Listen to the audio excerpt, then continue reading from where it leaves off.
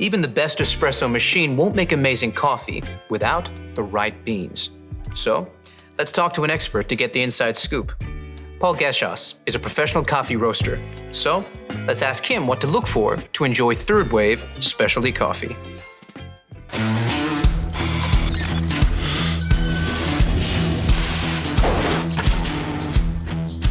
Well, it starts with freshness, but you don't want too fresh. Coffee beans are at their peak flavour from about 5 to 30 days out of roast. Immediately after being roasted, coffee releases CO2, so using it before that 5-day mark makes it a bit more challenging to work with. Once the beans are older than about 30 days, volatile aromatics start to fade, so the coffee loses the best parts of its character.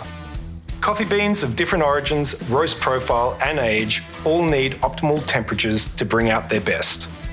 93 degrees Celsius is a great starting point to understand the flavour potential of any coffee.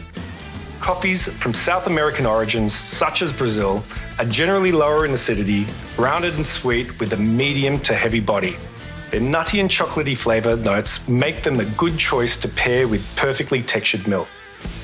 On the other hand, coffee beans from African origins, like Ethiopia and Kenya, are higher in complex acidity and can be more floral and delicate. Stone fruit and citrus are very common flavour notes you'll experience and make these origins the perfect choice for a single origin espresso or long black.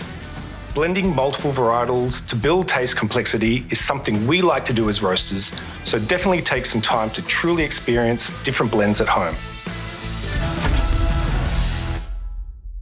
There it is, straight from an expert. Only buy beans with a roasted on date, so you know exactly how fresh they are, and get to know coffee bean origins with their unique flavor properties.